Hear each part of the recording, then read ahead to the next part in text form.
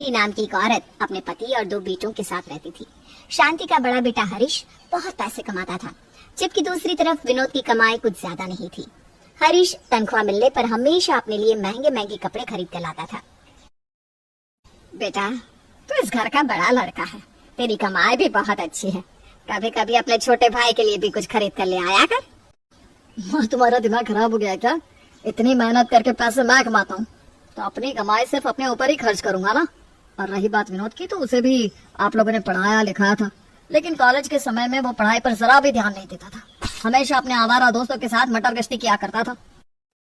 बताओ, हमें तेरी सारी बातें मंजूर है, लेकिन फिर भी वो तेरा छोटा भाई है, उसके प्रति तेरा कुछ तो कर्तव्य बनता है ना। आज के जमाने में छोटा बड़ा भाई कुछ नहीं होता पापा। पैसे कमाने के लिए बहुत मेहनत करनी पड़ती है। विनोद के भी हाथ पैर सही सलामत है, वो चाहे तो मेहनत करके मुझसे ज्यादा पैसे कमा सकता है। लेकिन मैं उसे अच्छी तरह जानता हूँ, वो एक नंबर का आलसी और कामचोर है। तभी कमरे के पास खड़ा विनोद हरीश की सारी बातें सुन लेता है। देखो भैया, मैं तुम्हारे पास कभी मदद मांगने नहीं आया। मेरी जितनी कमाई है उसी में मैं अपना गुजारा कर लेता हूँ। तुम मेरे बारे में इस तरह की बुरी बातें मत किया करो। देखा माँ, तुम इसकी तरफदारी कर रही थी ना। देखो इसके अंदर कितनी अकड़ भरी है। अकड़ इसलिए क्योंकि मैं किसी के सामने हाथ नहीं फैलाता। माँ, पिताजी तुमसे मेरी मदद के लिए कह रहे थे, मैंने तो कुछ नहीं कहा ना।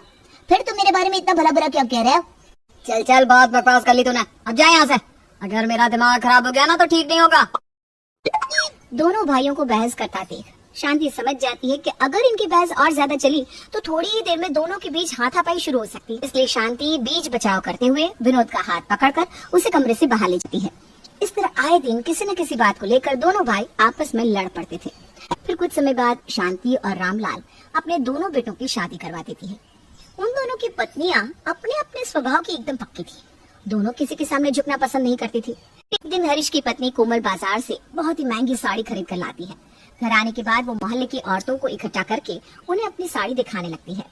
अरे वाह कोमल, तेरी साड़ी तो बहुत ही सुंदर है, लगता है बहुत महंगी है। हाँ, पूरे 20,000 की है। अरे बाप रे, इतनी महंगी साड़ी पहनने के बारे में मैं तो सपने में भी नहीं सोच सकती। सच में तू ना बड़ी किस्मत वाली है जो तेरा पति ढेर सारे पैसे कमाता है। बिल्कुल सही कहा, ऐसा पति मिलने के लिए नसीब अच्छा होना चाहिए। एक ही माँ के 2 बेटे हैं, लेकिन देखो कितना बड़ा फर्क है। एक बेटा इतना लायक, इतने अच्छे पैसे कमाता है, और दूसरा बेटा पूरी तरह नालायक, ठीक से पैसे भी नहीं कमा पाता। तेरा देवर विनोद ना किसी काम का नहीं। तभी वहाँ विनोद की पत्नी निर्मला आ जाती है। देखो नेहा चाची, जरा तमीज से बात करो। मेरा पति कम पैसे कमाता है तो इसका मतलब ये नहीं कि तुम उसकी बेइज्जती करोगी। हम तुम्हारे यहाँ खाना खाने तो नहीं आते ना। जितना कमाती है उसी में हमारा गुजारा चल जाता है। अगर दोबारा तुमने मेरे पति के सबके सामने बेइज्जती की ना तो मुझसे बुरा कोई ना होगा। ए निर्मला, तू यहाँ चप्पड़ चप्पड़ करने क्यों आई? तेरा पति पैसे नहीं कमाता, यही बात तो नेहा आंटी ने कही है ना। इसमें गलत क्या है? तू अपने पति की नाकामयाबी का गुस्सा इन पर क्यों निकाल रही है? कोमल की जली कटी बातें सुनकर मानो निर्मला के बदन में आग लग जा रही है। बस बहुत हो गया, अगर एक शब्द और कहा तो तेरे दांत तोड़ दूंगी। अच्छा तो ये बात है, लगता है बहुत चर्बी चढ़ गई है तुझे। चर्बी मुझे नहीं, तुझे चढ़ी है। अब अगर तूने मेरे पति की बुराई की तो मैं तेरा मुंह तोड़कर तुझे सबक सिखाऊंगी। लगता है आज तूने पीटने का मन बना लिया। चल आज देखते हैं कौन किसका मुंह तोड़ता है। और उसके बाद वो दोनों एक दूसरे के बाल पकड़कर खींचातानी करने लगती है। दोनों को लड़ते देख मोहल्ले की औरतें बीच बचाव के लिए नहीं आती, बल्कि मजे लेकर दोनों की लड़ाई देखने लगती है। हाँ कोमल, पूरा जोर लगा, इसे छोड़ना मत। अरे निर्मला, ये क्या करी है? खाना खाती है ना, इस कोमल ने तेरे पति की बेइज्जती की है, उठाकर जमीन पर पटक दे। इस तरह सभी औरतें आग में घी डालने का काम करने लगती हैं। तभी लड़ाई की आवाज सुनकर शांति वहां आ जाती है और दोनों बहू को एक दूसरे से अलग करती है। अरे तुम दोनों इस तरह क्यों लड़ रही हो? तुम दोनों का दिमाग खराब हो गया है क्या? ये निर्मला की बच्ची अपने आप को बहुत होशियार समझती है, आज मैं इसे छोड़ूंगी नहीं। अरे जा जा, तुझे पैसे का घमंड है। हमेशा पैसों की अकड़ दिखाकर मेरे और मेरे पति की बेइज्जती करती रहती है। आज मैं तेरे दांत तोड़ कर रहूंगी। आप हटिए माँ जी, आज इसे सबक सिखाए बिना मुझे चैन नहीं मिलेगा। अरे बस करो, तुम दोनों की वजह से पूरे मोहल्ले में मेरी बेइज्जती हो रही है। जाओ यहाँ से सब लोग। उसके बाद शांति दोनों को पकड़कर घर ले आती है। दोनों को लड़ते देखकर बड़ा मजा आ रहा था, लेकिन इस बुढ़िया ने बीच में आकर सारा मजाक खराब कर दिया।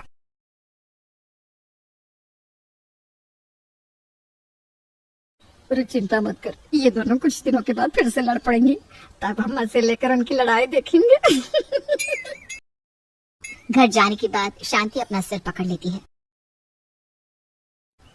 हे भगवान, मेरा दोनों बेटों की आपस में बिल्कुल नहीं बनती, ऊपर से मेरी दोनों बहू भी एक दूसरे से लड़ती रहती है। क्या होगा आखिर इस घर का? चिंता मत करो भाग्यवान, एक ना एक दिन सब ठीक हो जाएगा।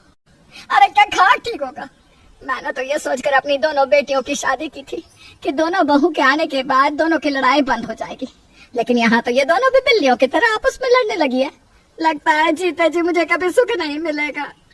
इस तरह शांति अपने घर के वातावरण से हमेशा दुखी रहती थी। धीरे धीरे समय बीतने के साथ साथ शांति के दोनों बेटों के बच्चे भी हो जाते हैं, लेकिन दोनों भाइयों के बच्चे भी अपने माता पिता के स्वभाव की तरह चिड़चिड़े और झगड़ालू थे। बच्चों की भी आपस में कभी नहीं बनती थी। ये देख, मेरे पापा मेरे लिए रिमोट वाली कार लेकर आए हैं। अरे वाह, तेरी कार तो बहुत अच्छी है, चल इससे खेलेगा। हाँ, लेकिन राहुल हमारे साथ नहीं खेलेगा। मुझे तेरे साथ खेलने का कोई शौक भी नहीं है, मैं जा रहा हूँ क्रिकेट खेलने। हाँ जा जा, मेरे साथ खेलने की तेरी हैसियत ही है क्योंकि तेरे पास कोई महंगा खिलौना नहीं है, इसीलिए तो सस्ते बैट और बॉल से खेलकर तुझे अपने दिन गुजारने पड़ते हैं। तेरे पिता मेरे पिता की तरह पैसे नहीं कमाते, जिस कारण तुझे गरीबी में जिंदगी जीनी पड़ रही है, बेचारा राहुल। देख, मेरे पिता के बारे में कुछ मत बोला वरना ठीक नहीं होगा। अरे जा जा जा, तू मेरा क्या बिगाड़ लेगा? जो तुझे बात है, ठहर जा, अभी बताता हूँ तुझे। उसके बाद दोनों बच्चे आपस में लड़ने लगते हैं। तभी वहाँ खड़ा एक बच्चा घर जाकर निर्मला और कोमल को दोनों की लड़ाई के बारे में बता देता है। दोनों दौड़ती हुए अपने बेटों के पास पहुँच जाती है। अरे बेटा, क्या लड़ाई कर रहा है? चल लड़ाई बंद कर। अरे बेटा, इस तरह लड़ना बुरी बात है। देख, आज मैं तेरे लिए नई कार लाई हूँ, चुपचाप अपनी कार के साथ खेल। गंदे बच्चों के साथ लड़ाई नहीं करते। अरे नालायक बच्चों से ना हमेशा दूर रहने में ही हमारी भलाई है। अपने बेटे के बारे में कोमल की ये बात सुनकर निर्मला गुस्से से तिलमिला जाती। ए कोमल की बच्ची, तू गंदा नालायक किसे कह रही है? मेरा बेटा तेरे बेटे से लाख गुना सुंदर है और साथ ही ये पढ़ाई लिखाई में भी तेज है। तेरा बेटा तो बस खिलौनों के साथ खेलना जानता है, बाकी इसके अंदर कोई हुनर नहीं है। रहने दे, मेरे बेटे को पढ़ने लिखने की कोई जरूरत भी नहीं है।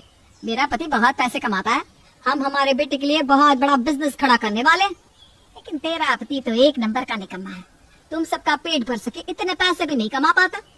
तेरा बेटा भी तेरे पति की तरह सड़कों पर खाक छानेगा या फिर मजबूर होकर किसी साहूकार के यहाँ मजदूरी का काम करेगा। यही इसका भविष्य है।